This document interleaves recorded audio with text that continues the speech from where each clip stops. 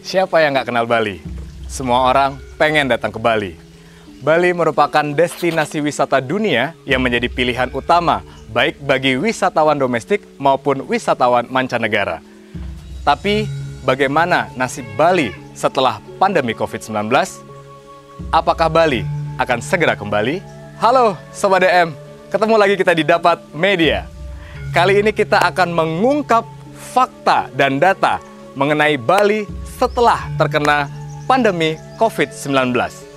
Dan kita kali ini berada di Desa Tulikup, Gianyar, Bali.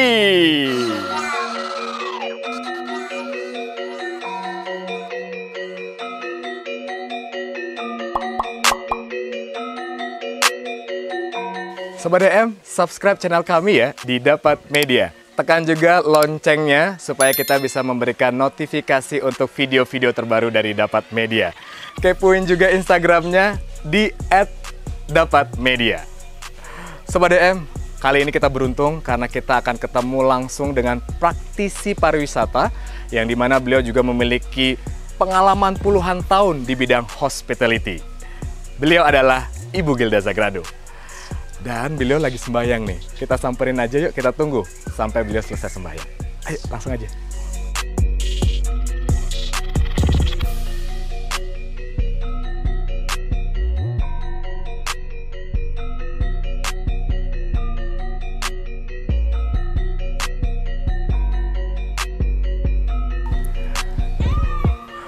Om Swastiastu, Om Swastiastu, Ibu Gilda.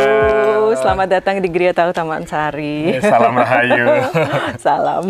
Sobat DM, kita sudah ketemu langsung dengan sosok Ibu Gilda yang tadi sudah saya sampaikan bahwa beliau adalah praktisi pariwisata khusus Bali yang tidak hanya mempromosikan Bali di Indonesia, tapi sampai di mancanegara. Kita akan tanya-tanya bagaimana pariwisata Bali akankah segera kembali. Ibu Gilda, sebelum kita bicara tentang pariwisata Bali, boleh tahu nggak Bu, kabar Ibu ini seperti apa hari ini? Wah, seru banget. Bagus banget. Terima kasih sudah datang ke Desa Tulikup. Nah itu dia Bu, Desa Tulikup adalah desa dari suaminya Ibu Gilda ya? Iya, salah dan satu desa tua yang di Pulau Dewata ini ya. Dan jadi luar bagus biasa, banget, Bu. asri Ketika sekali. kita baru sampai di desa ini, Ya. terpapar luas sawah-sawah hijau membentang, udaranya juga masih segar sekali gitu. Dan terima kasih karena kami sudah boleh diizinkan datang ke sini. Welcome banget. Bagaimana cara membagi waktu antara keluarga dan juga mempromosikan Bali, Bu? Selalu harus balancing ya. Itu kayak seperti apa? Apalagi dengan kegiatan pariwisata sekarang. Kalau banyak wisatawan, saya sibuk, tidak ada wisatawan, saya tambah sibuk lagi. Kenapa bisa begitu, Bu? Nggak ada wisatawan malah lebih sibuk. Iya. Untuk mendatangkan wisatawan ya, Bu ya? Iya. Namanya juga kegiatan promosi ya, Iya, jadi kita benar. selalu aktif dan harus selalu mencari wisatawan-wisatawan untuk berkenan datang ke Bali. Menariknya Sobat DM, dengan cara seperti ini Ibu Gilda tidak hanya bisa mempromosikan Bali, tapi juga dekat dengan keluarganya. Ini salah satu strategi yang menarik ya Ibu Iya Gilda ya. Oke, Bu Gilda, kita lanjut mungkin ke spot yang lain. Baik, ke tempat silakan. yang berbeda ya. Ayo, saya pengen lihat-lihat nih.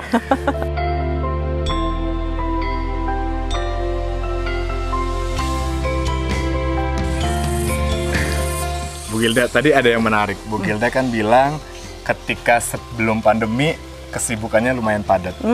Pas pandemi malah padat banget. Itu kenapa bisa begitu, Bu Gilda? Ya begitulah, ketika kita di porsi promosi pariwisata, wisatawan-wisatawan ini kan perlu kita pinang untuk bisa datang atau berkenan datang ke Bali. Jadi banyak kegiatan-kegiatan promosi yang kita lakukan, banyak program-program yang harus dilaksanakan. Dan kemudian ketika pandemi justru inilah yang harus kita lebih utamakan atau justru kita bangkitkan, sehingga nanti ketika wisatawan-wisatawan itu sudah ready atau ketika kondisinya sudah memungkinkan, kita akan bisa make sure bahwa itu booming kembali. Oh, jadi malah semakin gencar Bu ya? Benar, bukannya kita malah mungkin karena pandemi pariwisata nggak ada, kegiatan juga nggak melakukan apa-apa. Gitu. Malah lebih sibuk gimana caranya harus gitu lebih, ya. Waduh, tapi semakin kreatif, Iya, semakin iya. kita inovatif dengan berbagai macam cara. Tapi seberapa parah sih Bu pariwisata Bali terkena dampak dari pandemi? Ya, boleh dikatakan sudah di titik nadir ya. Titik nadir? Iya, karena ketika pemerintah mencabut visa on arrival di awal dari pandemi, berangsur-angsur jumlah kedatangan zero.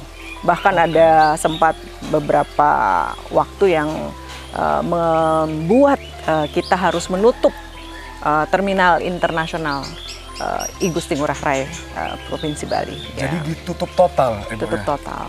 Tapi syukurnya Ada apa ini, Bu? Ada berita baik nih kayaknya nih, Bu, ya. ya syukurnya 14 Oktober kemarin sudah ada arahan dari pemerintah pusat untuk mengizinkan kita untuk kembali membuka terminal internasional I Gusti Ngurah Rai. 14 Oktober ya. Waduh, ini menjadi berita baik banget buat kita, khususnya Bali. Sudah. Tapi Sobat DM, akan kita kupas, kita akan buka tentang apa sih rahasia di balik ternyata wisatawan domestik dan juga mancanegara belum juga datang ke Bali walaupun ternyata sudah dibuka. Kita akan bahas dengan Bu Gilda di Open the Secret. Bu Gilda, seru tadi banget ya kalau misalnya kita katakan atau Ibu katakan bahwa ternyata sudah dibukanya airport untuk wisatawan mancanegara. Betul. 14 Oktober. Betul. Tapi seperti yang dikatakan pemerintah akan datang 20.000 wisatawan. Yes, Sampai pada sekarang saat belum itu ada. tepat. Oke. Ya, Gubernur mengatakan dan itu nyata memang tepat sudah ada bookingan. Oke.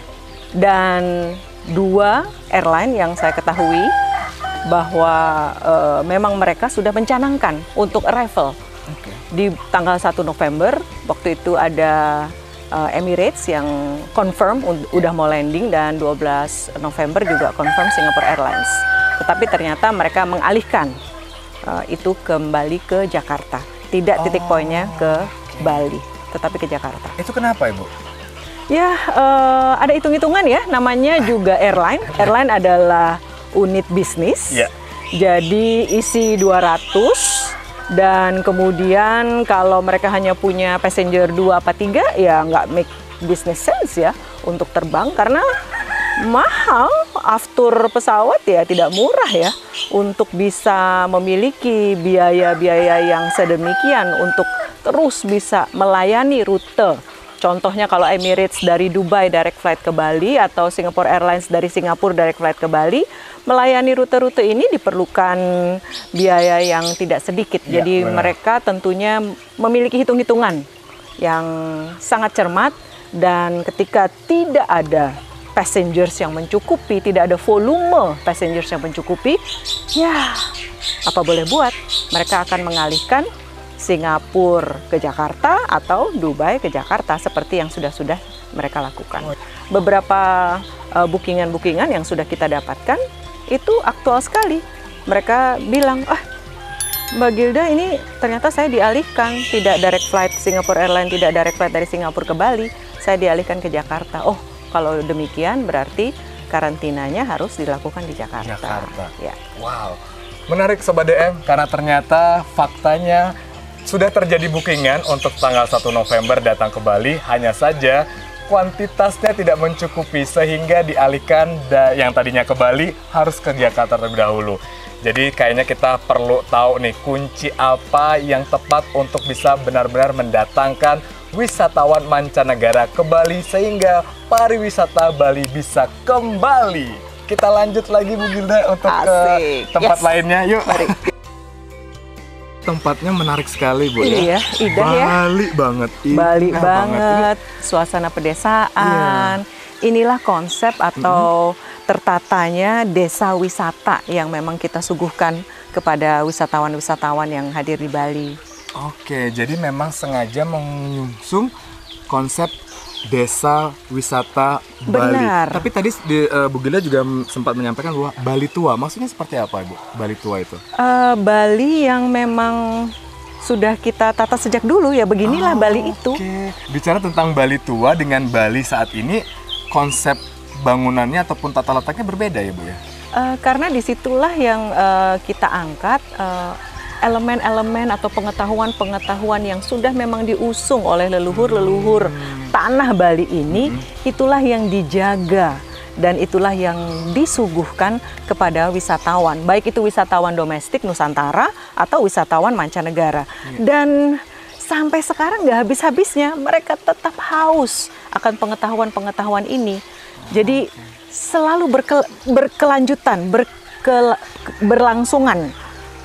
Amazing sekali, saya sampai saat ini masih mendapat video call request dari teman-teman di Eropa, teman-teman di India, untuk kita bisa mengajak mereka virtual tour. Jadi yang bilang kepariwisataan itu mandek itu hanya ketika wisatawan tidak mampu datang ke sini, tetapi pengalaman ini bisa kita suguhkan secara virtual. Wow, dan itu live, Ibu, dan ya? itu live. Wah, kita bisa bawakan. Sekali. Jadi para tamu mancanegara pun yang ada di sana, di Jerman, di India, dimanapun, itu bisa menyaksikan secara langsung bagaimana suasana dan juga rasa keliling dari desa wisata Tulikup ini. Betul. Dan yang saya sedikit dan yang menarik adalah kita tanpa alas kaki, Bu. Jadi berasa banget kita ini melangkah di atas tanah Ibu Pertiwi, gitu ya. Benar banget. Sekali, Bu. Berkah daripada bumi Bali ini nggak habis-habisnya. Iya. Jadi ketika para pelaku pariwisata yang kurang tepat mind frame-nya mengatakan, tidak ada pariwisata, tidak ada orang berkunjung, kemudian kita tidak mampu. Enggak, kita bisa mengelola sedemikian rupa sehingga para wisatawan-wisatawan itu semakin haus, semakin ingin datang berkunjung ke Bali. Dan itu kita bisa framekan sehingga mereka ketika datang nanti mereka akan benar-benar nyata ada di bumi tanah Bali kita ini. Jadi merasakan itu secara virtual, nanti ketika datang langsung merasakan secara ambien aslinya seperti itu ya, Bu Gilda ya. Waduh, menarik sekali. Hangatnya ini, kita bilangnya summer Christmas. Bentar lagi mau Desember kan? Summer Christmas kalau di Bali. Jadi itulah yang diharapkan para wisatawan-wisatawan kita. Natal suasananya biasanya salju atau ini ya, kalau kita enggak.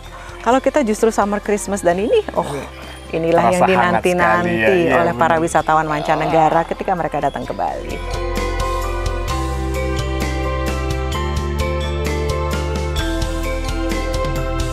Sobat DM, ada hal yang menarik karena ternyata Ibu Gilda ini sebagai praktisi pariwisata Bali, beliau ternyata adalah keturunan dari Filipina. Kok bisa ya? Ada acara-acara misalnya rapat tahunan presiden di DPR RI, jadi MC internasional juga lah, misalnya terakhir kali yang IMF, World Bank itu di mana Christine Lagarde bikin speech dan kemudian Pak Jokowi membikin semua orang, saya sampai merinding. Terkesima. Seluruh audience itu sampai berdiri dan memberikan standing ovation untuk presiden kita.